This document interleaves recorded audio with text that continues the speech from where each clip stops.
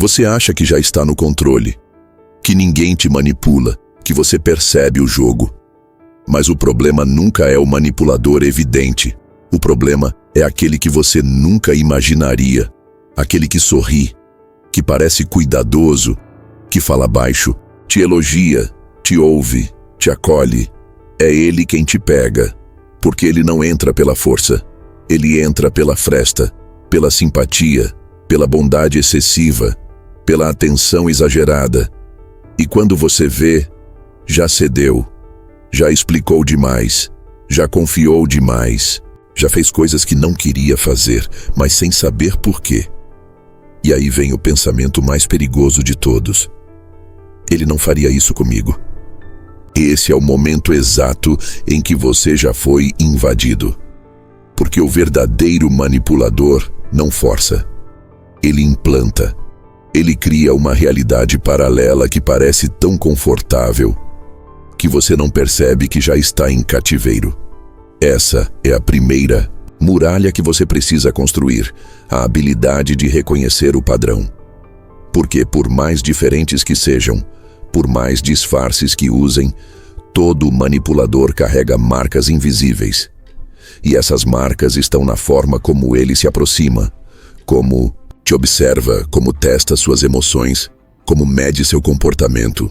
E se você não sabe identificar essas marcas, você vai ser manipulado. Não importa o quão inteligente você seja, porque inteligência não blinda ninguém.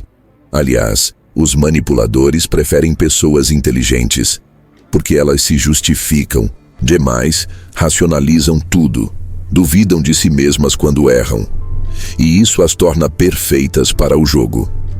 O primeiro traço comum entre todos os manipuladores é a leitura emocional acelerada. Eles percebem rapidamente onde está a sua carência, sua vaidade, sua necessidade de aprovação. Eles escutam com os olhos. Eles observam como você se movimenta quando se sente pressionado, quando recebe um elogio, quando é ignorado. E a partir dessa leitura, eles moldam o comportamento. O manipulador adapta a própria personalidade para se encaixar na sua. Ele se transforma no tipo de pessoa que você mais respeita, mais admira, mais confia. E por isso mesmo, você nunca percebe. Porque ele não chega como ameaça. Ele chega como resposta. Outro traço é o jogo da validação intermitente. O manipulador te aprova, mas só às vezes. Ele te valoriza, mas logo te retira esse valor. Ele te faz sentir especial e depois te deixa no vazio. Essa oscilação não é acaso, é tática. É um ciclo emocional que confunde, que prende, que vicia. Porque o cérebro, ao receber estímulos contraditórios, entra em estado de busca contínua. E o manipulador se torna o único que pode aliviar essa busca. Ele é a fonte da dor e, ao mesmo tempo, do alívio.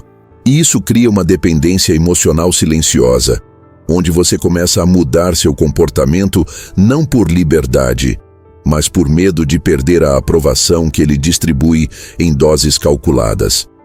E talvez o mais perigoso de todos os padrões seja o da inversão de culpa. O manipulador jamais assume um erro diretamente. Ele sempre terá um motivo, sempre terá uma desculpa. Mas mais do que isso, ele vai inverter a narrativa até que você duvide da sua própria percepção. Ele te faz pedir desculpas por reagir.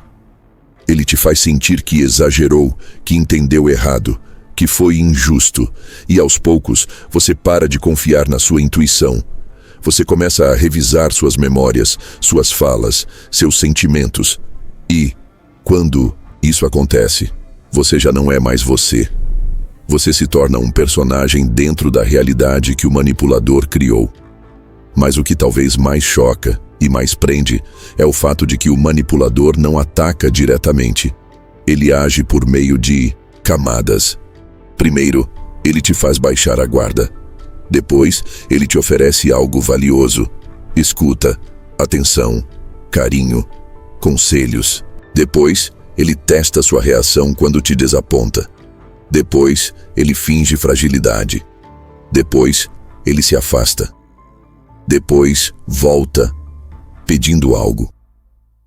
Mas agora, você já sente que deve alguma coisa. E é exatamente aí que você começa a ceder. Não por medo, mas por lealdade emocional implantada. Essa é a verdadeira manipulação, aquela que não parece manipulação, aquela que vem de mãos dadas com o que você mais quer: pertencimento, segurança, reconhecimento. E enquanto você recebe isso, você abaixa as defesas, e enquanto as defesas estão baixas, o script já está sendo implantado. Se até aqui você começa a perceber que o problema não é quem está tentando te manipular, mas sim o quanto você já foi treinado para ceder sem perceber, então você começa a construir a primeira muralha. Porque a resistência real começa quando você tira o romantismo do olhar, quando você entende que nem toda gentileza é bondade, que nem toda escuta é empatia, que nem todo elogio é sincero, e que muitas das conexões mais fortes que você já teve foram, na verdade, armadilhas emocionais brilhantemente montadas. E agora que você começou a reconhecer o padrão, vamos atravessar a segunda muralha. Vamos entender como quebrar o feitiço emocional que te prende e como recuperar a clareza mental mesmo depois de ter sido manipulado por muito tempo. Porque é exatamente sobre isso que nós vamos falar agora. Ser manipulado não é apenas uma invasão.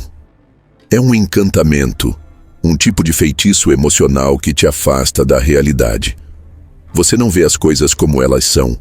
Você vê como foi induzido a ver. E quando você tenta sair, algo puxa. Um tipo de corrente invisível feita de memórias, de culpa, de dependência, de dúvidas. E por isso, romper a manipulação não é apenas dizer basta. É desprogramar, é reformatar, é quebrar o feitiço emocional que te mantém amarrado a uma narrativa que não é mais sua. A primeira coisa que você precisa entender é que, quando está sob manipulação, sua mente não está operando com clareza. Está operando sob influência. As palavras do outro ecoam dentro de você como se fossem suas. As ideias dele se misturam com as suas. As culpas que ele projetou se transformam em culpas que você sente. E é aí que a desprogramação precisa começar. Você precisa separar o que é seu do que foi plantado em você. Porque nesse jogo, o manipulador não te transforma à força. Ele te reprograma de dentro para fora.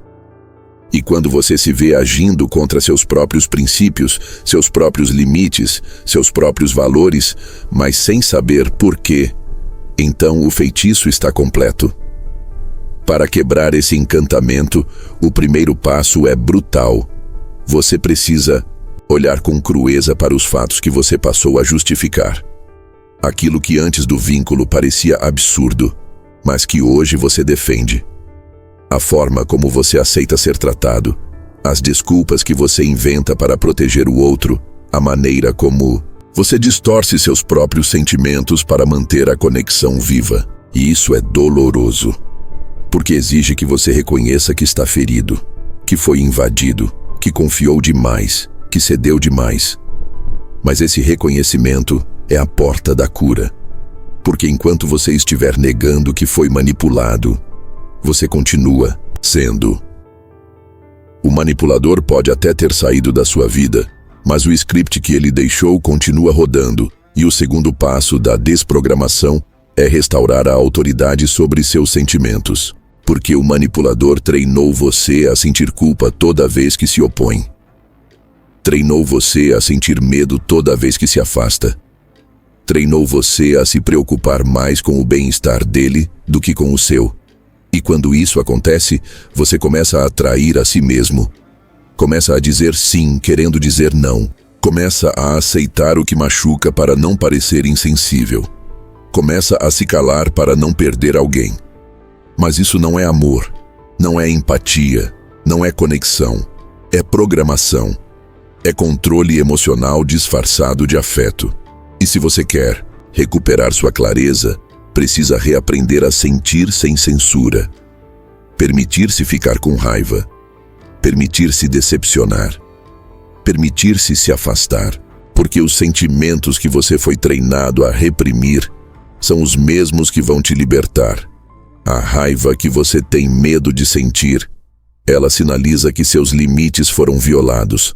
A tristeza que você evita, ela te mostra que você está perdendo algo que nunca foi de verdade. A culpa que você sente ao se proteger, ela é a voz do outro que ficou dentro de você. E enquanto você se orientar por ela, você continuará vivendo uma realidade moldada por fora. O terceiro passo é fundamental. Você precisa rever sua história sem a influência do outro. Recontar os acontecimentos do seu ponto de vista. Resgatar os momentos em que você se anulou. Reinterpretar as situações em que foi manipulado, mas que você chamava de conflito, ciúme, excesso de cuidado. Você precisa tirar o brilho do encantamento. Precisa enxergar com frieza aquilo que antes você olhava com apego. Porque a clareza não virá enquanto você romantizar a manipulação. E ela só vai surgir quando você tiver coragem de chamar pelo nome certo tudo aquilo que você passou. E por fim, talvez o passo mais decisivo de todos, cortar o ciclo de retorno. Porque o manipulador sempre deixa uma porta entreaberta. Um vínculo emocional, uma promessa não cumprida, uma frase que nunca foi respondida, um "e se" que fica rondando sua mente. E é esse ciclo que te mantém preso. Você pode ter se afastado fisicamente, pode até ter bloqueado, ignorado, silenciado, mas se emocionalmente você ainda revisita, ainda tenta entender, ainda acredita que pode mudar, então o feitiço ainda está ativo. A desprogramação real acontece quando você fecha o ciclo dentro de si.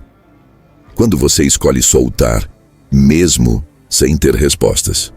Quando você entende que às vezes a única forma de recuperar sua clareza é desistir de entender. E se até aqui você sentiu que algo em você começou a se reorganizar, que peças começaram a se encaixar, que uma nova lucidez começou a emergir, então você está pronto para o próximo passo. Agora que você já reconhece os sinais da manipulação e começou a romper com os feitiços emocionais que te mantinham preso, é hora de construir algo ainda maior. Uma estrutura interna que não se abala, mesmo quando tudo ao redor tenta te confundir novamente. Chegou o momento de erguer sua fortaleza interior. Vamos falar agora sobre como criar um centro interno inabalável contra narrativas externas. Você só se deixa manipular quando existe um espaço vazio dentro de você. Um espaço onde falta certeza, onde falta identidade, onde falta direção. Porque a mente que não tem estrutura se curva diante de qualquer narrativa bem contada. E a manipulação não entra pela força, ela entra pelo vazio, pelo medo de errar, pelo medo de decepcionar, pela dúvida crônica, pela ausência de um eixo interno forte o suficiente para dizer: isso não é meu, isso não é real, isso não entra. E é exatamente por isso que a terceira etapa da resistência mental é tão crucial. Você precisa construir o seu próprio centro de verdade. Um núcleo interno tão claro, tão sólido, tão íntegro, que nenhuma narrativa externa seja capaz de te deslocar. Essa ancoragem não é apenas uma ideia filosófica, ela é uma estrutura prática, uma engenharia emocional. Porque quando você não tem convicções bem posicionadas, você se torna como uma porta aberta em uma noite de tempestade. Qualquer vento de opinião, qualquer chantagem emocional, qualquer frase bem articulada, te desestabiliza, te confunde, te coloca na dúvida. E o manipulador vive da dúvida, ele se alimenta da sua indecisão. Ele prospera na sua oscilação. E quanto mais você duvida de si, mais ele impõe a própria versão. Mais ele escreve a história no seu lugar. Mais ele define o que é certo, o que é errado, o que você deve sentir, pensar, aceitar. Mas a pergunta é: como construir esse centro inabalável? Como blindar sua identidade emocional contra as invasões narrativas que tentam te remodelar? O primeiro passo é brutal, mas necessário. Você precisa nomear os seus próprios princípios e decidir que eles não são negociáveis. Não importa quem seja o outro. Não importa o quanto ele te prometa, te encante, te assuste. Porque enquanto você estiver disposto a negociar seus limites para manter alguém por perto, você será manipulado. Não há como sustentar soberania emocional quando se está disposto a perder a si mesmo para não perder o outro. O segundo passo é ainda mais profundo. Você precisa treinar sua mente para suportar a solidão de manter sua verdade. Porque haverá momentos em que ninguém vai te apoiar, ninguém vai te entender, ninguém vai te validar. E nesses momentos, sua força vai depender da sua capacidade de ficar em pé, mesmo sem plateia, mesmo sem aplauso, mesmo sem abraço. A verdadeira resistência começa quando você consegue ouvir gritos ao redor e ainda assim manter o silêncio dentro. Quando você consegue estar cercado por vozes externas e ainda assim confiar na sua própria voz. Quando você consegue ouvir o outro, mas não deixar que ele substitua o que você já sabe sobre si. E aqui está o ponto mais desconcertante dessa construção. O seu centro de verdade não nasce de certezas absolutas. Ele nasce da decisão consciente de se posicionar, mesmo que isso custe. Custe vínculo, custe status, custe afeto, custe presença. Porque se você só sustenta sua verdade quando é conveniente, quando é confortável, quando todo mundo concorda, então ela não é verdade. É apenas um discurso adaptado à expectativa alheia. E nesse caso, você não vive. Você representa. E quem vive representando cedo ou tarde se torna o personagem da história de outra pessoa. É por isso que essa etapa é dolorosa. Porque ela exige perda. Ela exige confrontar vínculos que só existiam porque você cedia, que só se mantinham porque você calava, que só funcionavam porque você não se posicionava. E quando você começa a erguer sua muralha interna, esses vínculos se quebram. Não porque você cortou, mas porque eles não resistem à sua verdade. E isso dói. Dói porque você percebe que por muito tempo sua conexão com o outro não era baseada em quem você é, mas em quem você fingia ser para ser aceito. E quando a máscara cai, você vê que estava cercado, mas estava só. Mas depois da dor, vem a força, vem a paz, vem a clareza. Porque você não precisa mais se dobrar para manter a harmonia. Não precisa mais editar suas palavras, seus desejos, suas emoções para agradar. Você não vive mais em função da aceitação. Porque você passou a se aceitar. Você passou a confiar em si. Você se tornou o ponto de referência. E agora, quando alguém tenta te desestabilizar, tenta te fazer duvidar, tenta criar uma nova narrativa, você apenas observa. Você ouve, analisa e então decide. Isso entra ou isso fica do lado de fora. Porque agora, quem tem a chave é você. E se até aqui você sente que está reconstruindo sua autonomia, sua presença, sua lucidez, então você está pronto para a próxima fase. Agora que você tem um centro interno inabalável, você pode fazer o impensável, usar o comportamento do outro para revelá-lo. Você vai aprender a manipular, para proteger, vai aprender a espelhar o outro, para expor o que está oculto. Chegou a hora da técnica do espelhamento invertido. Como revelar as intenções ocultas através do reflexo comportamental. Às vezes, você não precisa enfrentar ninguém para descobrir quem ele realmente é. Basta espelhar. Basta agir como um reflexo. Basta devolver o comportamento, a linguagem, a estratégia que o outro usa, mas de forma consciente, calculada, controlada. Isso é o espelhamento invertido, uma técnica que permite que você revele as intenções ocultas de alguém sem precisar fazer perguntas diretas, sem exigir confissões, sem se colocar em posição de confronto. Porque a mente humana, ao se ver espelhada, se denuncia. E o manipulador, ao perceber que está sendo lido, perde a máscara, porque ele não suporta ser vítima da própria manipulação. Não aguenta ser colocado no mesmo jogo que aplicava. E é aí que ele se revela, sem você precisar levantar a voz, sem você precisar dizer nada. Essa técnica nasce do entendimento profundo de um princípio maquiavélico. A melhor forma de desarmar alguém é deixá-lo se armar contra si mesmo. E isso acontece quando você para de tentar convencer, para de se justificar, para de mostrar que entendeu. Em vez disso, você age como ele agiria. Se ele manipula pelo silêncio, você também silencia. Se ele cria ambiguidade, você responde com ambiguidade. Se ele desaparece, você se torna inacessível. Se ele usa elogios para seduzir, você devolve elogios neutros, impessoais. E nesse movimento, você não apenas espelha, você testa. Você observa a reação. Você mede a frustração. Você identifica o ponto exato onde a máscara começa a cair. E o mais fascinante e perigoso dessa técnica é que ela é extremamente sutil.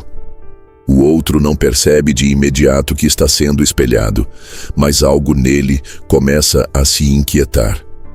Começa a se desorganizar. Porque o manipulador vive do desequilíbrio de poder. Ele precisa estar no comando. Precisa ser aquele que conduz, que dita o ritmo, que estabelece o clima da conversa, da relação, do vínculo. Quando você começa a espelhar, você inverte essa lógica sem precisar bater de frente. Você começa a devolver exatamente o que ele entrega. E aí, ele entra em colapso interno. Porque perde o controle. Porque sente que não está mais moldando o ambiente, está sendo moldado por ele. Essa técnica, porém, exige frieza, exige domínio. Exige que você não use o espelhamento como provocação, mas como ferramenta de revelação. O objetivo aqui não é machucar, nem se vingar, nem dar o troco. É expor. É colocar o manipulador diante de si mesmo. É fazer com que ele veja no outro exatamente o comportamento que achava que estava usando sozinho.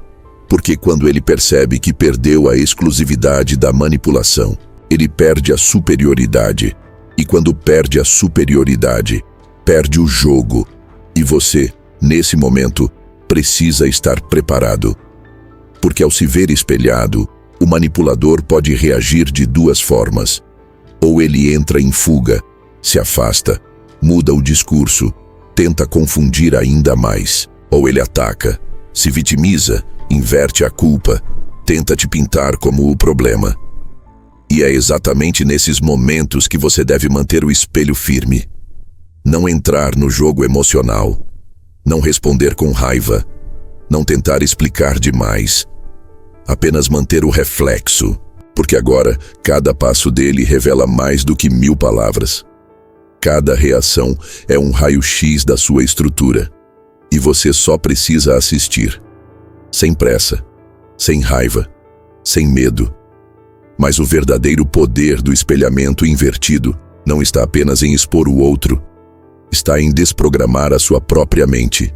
Porque, ao devolver os padrões manipulativos de forma consciente, você começa a entender com mais profundidade onde exatamente você cedia, onde você se anulava, onde você se desorganizava emocionalmente. O espelho revela o outro, mas também revela você. Ele mostra até que ponto você estava sendo passivo, conivente, permissivo. E nesse processo algo se reorganiza, algo se fortalece, algo desperta. Você percebe que não precisa mais fugir, não precisa mais agradar, Não precisa mais se defender. Você pode simplesmente observar, espelhar e deixar que o jogo se desmonte por si só. Porque o manipulador não sobrevive no espelho. Ele sobrevive no controle. E quando você se torna o reflexo, você assume esse controle. E agora que você aprendeu a expor o manipulador sem precisar confrontá-lo diretamente, nós vamos subir ainda mais um degrau na sua resistência. Vamos entrar na camada mais energética da manipulação. Aquela que não acontece nas palavras, nem nas ideias, mas nas sensações, nas vibrações, na atmosfera emocional. Porque existem pessoas que te drenam, sem dizer uma palavra. É hora de construir a sua blindagem energética. Como proteger sua mente da drenagem emocional e das armadilhas afetivas. Existem pessoas que, mesmo quando não dizem nada, deixam o ambiente mais pesado. Que, mesmo quando sorriem, transmitem culpa, obrigação, desconforto. Que te olham de um jeito que te obriga a ceder, a explicar, a se justificar. São aquelas que drenam sua energia sem tocar, sem gritar, sem pedir, mas saem sempre com um pedaço de você. E quando você se dá conta, já está cansado, confuso, mentalmente exausto, e ainda achando que a culpa é sua. Isso não é acaso. Isso é um padrão invisível. É uma arquitetura emocional que o manipulador constrói sutilmente para ocupar o seu campo energético sem que você perceba. É por isso que você precisa de blindagem. Não só racional, mas emocional. Energética. O manipulador energético não age no campo da lógica. Ele age no campo da presença. Ele te envolve, te pressiona, te desorganiza. Pelo olhar, pelo tom de voz, pelo silêncio prolongado, pela dúvida plantada, pelas pausas que parecem inocentes, mas carregam tensão. E quanto mais sensível você é, mais vulnerável se torna. Porque pessoas sensíveis captam tudo. Sentem antes de entender, pressentem antes de processar. E é exatamente aí que a manipulação energética se instala, nas frestas emocionais não resolvidas, na culpa que você carrega, na necessidade de ser aceito, na carência afetiva mal resolvida. E o manipulador sente isso. Ele não precisa falar. Ele sabe. E onde há vazamento, ele entra. A primeira blindagem, portanto, não é afastar o outro, é fechar as brechas em você.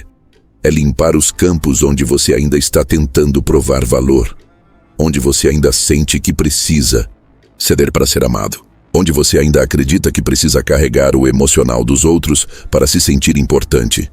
Porque enquanto houver carência, haverá conexão com quem sabe explorar isso. E manipulação energética só existe onde há espaço não ocupado pela própria consciência. Por isso, o segundo passo é desenvolver a presença. Sim, a presença.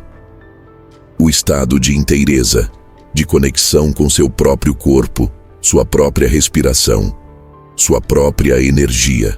Porque o manipulador se instala em quem vive para fora, em quem está sempre tentando agradar, resolver, salvar, explicar.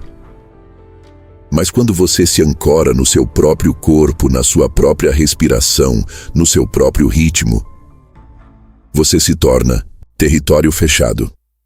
E a energia do outro não consegue mais te invadir. Não importa o que ele diga, o que ele sinta, o que ele espere, você não reage. Você observa. E ao observar, você se liberta. Existe uma técnica prática para isso, e poderosa.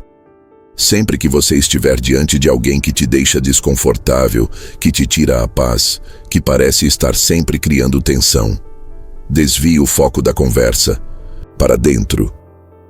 Sinta seus pés no chão. Sinta o ar entrando e saindo pelas narinas. Preste atenção no som ao fundo. Permaneça presente no agora. Essa microatitude desativa a captura energética. Porque enquanto o manipulador tenta te puxar para o campo dele, para o drama, para a angústia, para o desequilíbrio, você se ancora no seu. E quanto mais você treina isso, mais você se torna impenetrável, invisível, intocável. E então vem a blindagem final, o silêncio intencional. Não aquele silêncio passivo que aceita tudo, mas o silêncio consciente. Aquele que não responde imediatamente, que não cede ao impulso de consertar, de explicar, de salvar. Porque o manipulador adora urgência, adora caos, adora que você fale antes de pensar, que você resolva antes de refletir. Porque nesse campo, ele vence. Mas quando você aprende a pausar, a respirar, a sair da frequência do outro, você sai do campo de manipulação. Você quebra o circuito. Você cria um vácuo. E no vácuo, o manipulador se perde. Essa blindagem energética é o que vai permitir que você caminhe por qualquer ambiente, mesmo os mais tóxicos, sem se contaminar. Porque agora você não está mais aberto, está atento, está inteiro, está presente. E sua energia, que antes era dispersa, ansiosa, doada sem filtro, agora se tornou um escudo, uma muralha invisível, uma proteção emocional que não depende de distância física, mas de decisão interna. E se até aqui você percebeu que há formas de se proteger sem se afastar, de se manter firme sem se isolar, de respirar em paz mesmo em meio ao caos, então você está pronto para o próximo estágio. Porque agora que você já não cede à pressão emocional do outro, você precisa aprender a manter sua própria narrativa viva, mesmo quando todos tentam te fazer duvidar dela. É hora de falarmos sobre como manter sua narrativa viva mesmo sob pressão psicológica. Não existe manipulação mais eficaz do que aquela que muda a sua história. Não te obriga, não te prende fisicamente, não grita, mas muda os nomes das coisas dentro de você. Transforma o que era abuso em preocupação, o que era culpa do outro em responsabilidade sua, o que era limite em egoísmo. E aos poucos, você para de reconhecer a própria história. Você começa a acreditar na versão do outro.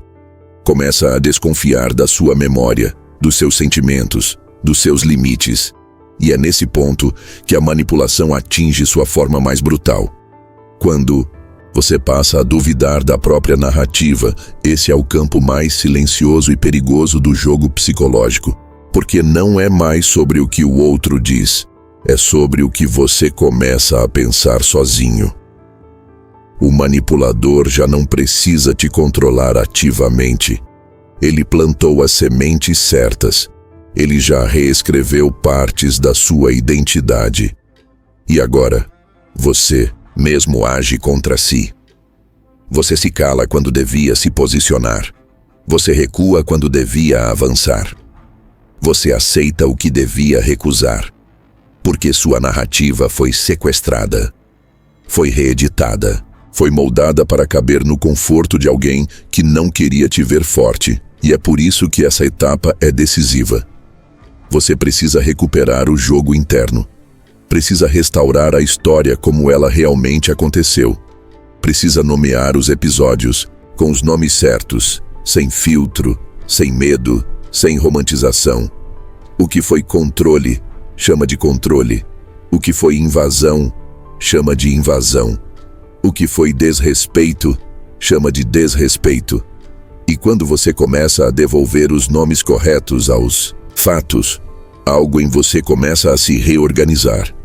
A lucidez volta, a dignidade retorna, a confiança começa a respirar de novo. Mas não basta apenas lembrar. Você precisa sustentar. Porque o manipulador, ou o resíduo dele, vai tentar te fazer duvidar. Vai te lembrar de momentos bons. Vai usar histórias passadas.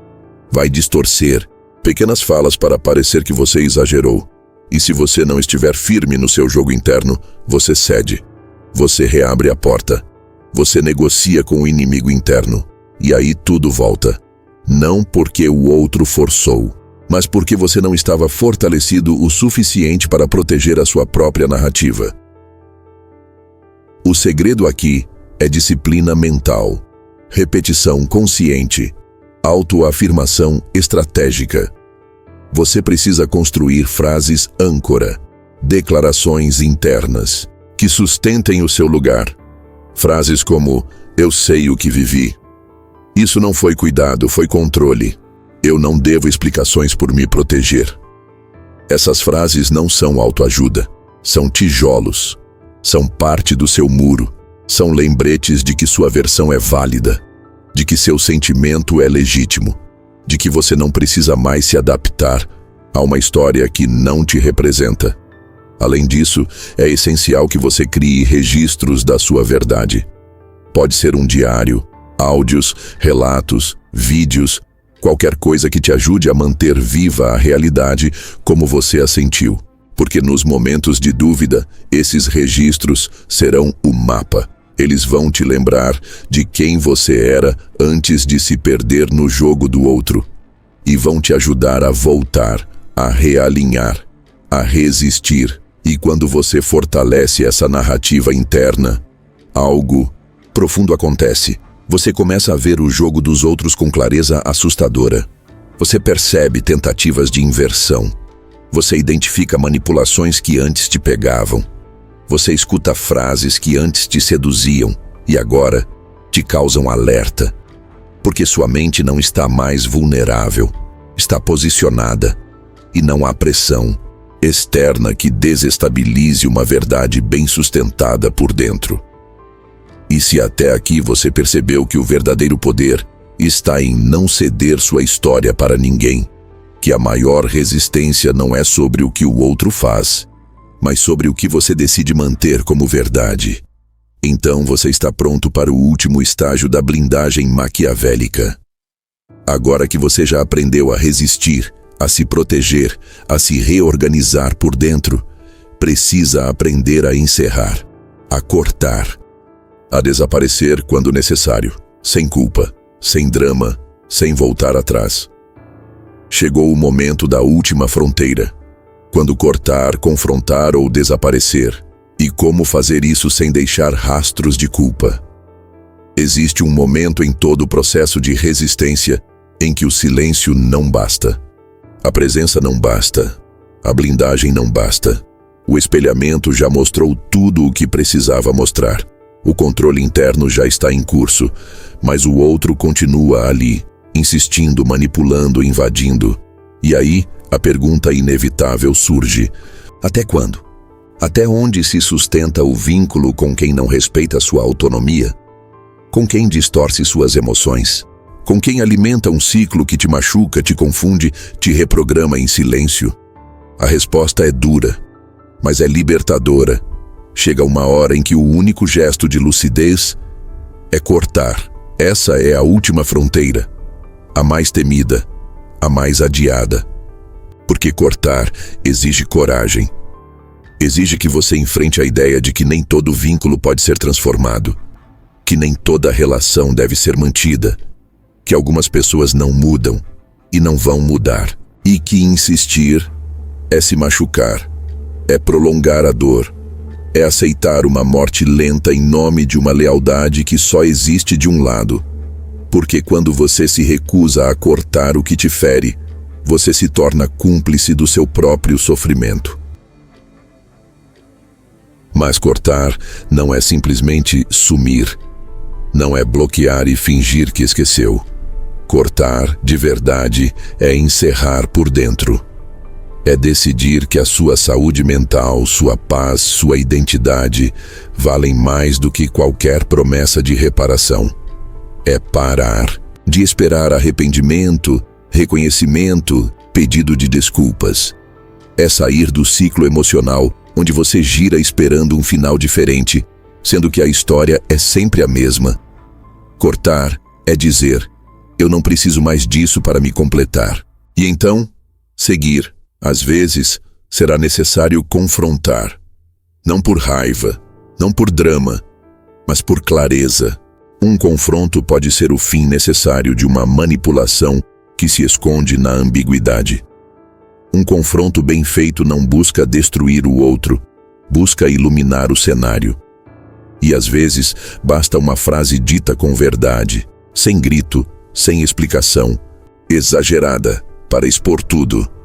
Mas nem sempre o confronto é o melhor caminho, porque muitos manipuladores vivem disso, da reação, do conflito, da chance de inverter a culpa. E é por isso que, em muitos casos, o gesto mais brutalmente libertador é desaparecer. Desaparecer sem avisar, sem explicar, sem criar uma última cena, sem abrir uma porta para retorno. É sair e não olhar para trás. Porque quando o outro sabe que ainda existe um talvez, uma brecha, uma chance, ele volta, ele reativa, ele reinicia o ciclo e você volta para o mesmo ponto e recomeça tudo. Por isso, desaparecer exige decisão. Exige um fechamento tão interno, tão resoluto, tão verdadeiro, que o silêncio se transforma em blindagem final. Um ponto final sem palavras, sem adeus, sem teatrinho. Só presença que desaparece, mas desaparecer sem culpa. Esse é o verdadeiro desafio, porque o manipulador te treinou para se sentir mal, por priorizar a si mesmo. Ele plantou uma ideia perversa de que você é egoísta, insensível, ingrato, e isso fica, ecoa, te impede de cortar. Mas agora você sabe, culpa não é bússola, culpa é ferramenta de controle, e você já não está mais sob controle. Você atravessou cada muralha. Você viu o jogo inteiro. Você reconheceu os padrões, rompeu os feitiços, ergueu sua estrutura, expôs, blindou, manteve sua narrativa, e agora, encerra. E quando você encerra, algo sagrado acontece. A energia volta. A clareza volta. A paz retorna. Você volta a sentir prazer em estar consigo mesmo. Você volta a ocupar seu tempo com o que faz sentido. Você volta a sonhar com liberdade. Você volta a ser dono da sua história. Porque agora, ninguém mais escreve em você. E esse é o verdadeiro ápice da mente maquiavélica blindada. Não é vingativa, não é fria, é lúcida, é soberana, é seletiva, é estratégica. Sabe quando se aproximar, sabe quando se afastar, sabe quando construir e quando destruir.